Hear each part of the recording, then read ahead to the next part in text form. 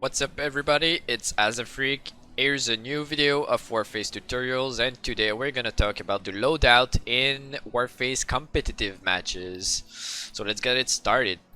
First of all, instead of going through all the armor and what kind of armor you wanna go, I'm gonna go in the save files and we're gonna talk about what is possible in ranked matches. What are the danger? So first of all, you're gonna get hit by your enemies. You're gonna get naded, and you're gonna get claymored. Boom, and you're gonna get let's do it, flashes. All right. So what we're gonna do is talking about each of these protections. Let's go. So first of all, I'm gonna talk about the flashes. I think flashes is one of the most important thing in Warface because it's OP. I mean, you can get flashes, you can get flash without looking at the flash, so let's do it. Let's be flash.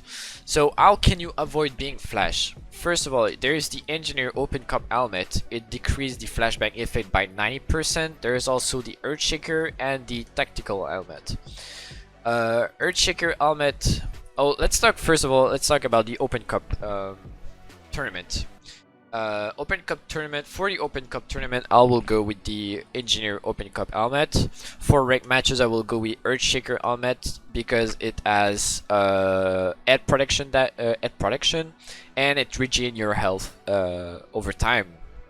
If you don't have any of those two, I will go with the Tactical Engineer helmet. It's the same thing for every classes. I will go for rifleman. I will go with either rifleman open cup, tactical, or earthshaker. For medic, same thing. Open cup, which is very interesting because it has health regeneration. Earthshaker, which is head protection, or the tactical one.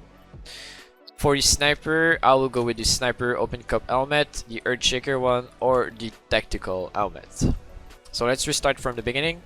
We are now protected against flash. Alright, so let's talk now about explosions. There's a few ways to be protected from explosions, and they're going through the vest and the shoes. So explosions, they're from grenade and claymore, so the vest and the shoes might be useful against those two. What I recommend is the open cup vest, the Python vest, and that's it. Warlord doesn't have any explosion protection.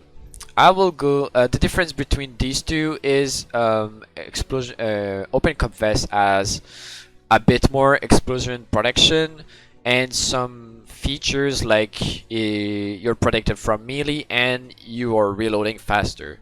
On the other side, the Python has 50 additional armor points, and yeah, pretty much the same as the open cup for anything else. So Python has a more tanky vest oriented than the open cup. So I will definitely go with the Python vest. So for the shoes, from the Python vest, you can get naded and still be alive. Basically, you will have 50% of your health and no armor left. But if you take a claymore from an engineer, you will also get the same thing, like 50% health and no armor. It is easily fixed by your engineer and your medic. But if you're lit and you get the claymore, you're gonna die, and that's sad. So one thing you can do about it is choosing the open cup shoes with the 3 seconds delay delay over the claymore, or the anti-mine boots. Anti-mine boots are not that bad because they have light protection and a good stamina, but overall the open cup shoes are way better in competitive because it has more stamina and it has the delay over the claymore. But what you can do is taking the fast shoes or the Warlord boots. I personally use the fast shoes because it has more potential, it has more speed, it has more crouch speed, and it has a bit more stamina than normally. I use the fast shoes because I'm using the Python. It's a good combo. I'm using those because in competitive or in ESL or in uh, my.com tournaments, there will be only one engineer and there won't be any entire personal mine. That means that you won't be hitting that mine. There's almost no chance that you will be hitting that mine. And even if you do, you will be tanking it with the Python vest. Moreover, if you're playing with your team, if you die, you will be close to your team and you will be instantly res by your medic. But of course, it's not a possibility like in 1v1 or in clutch situations, so the fast shoes is a good bet, but it's not the safest way to play.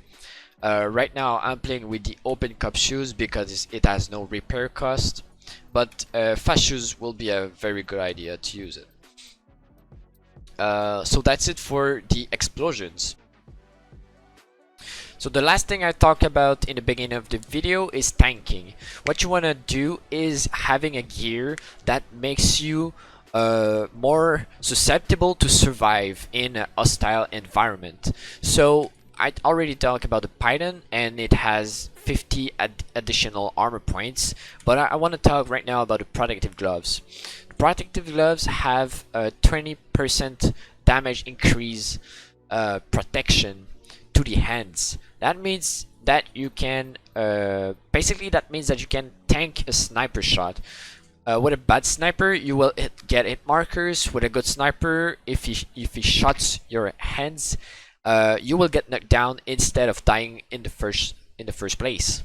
So protective gloves are pretty much the tankiest thing you can have for your hands.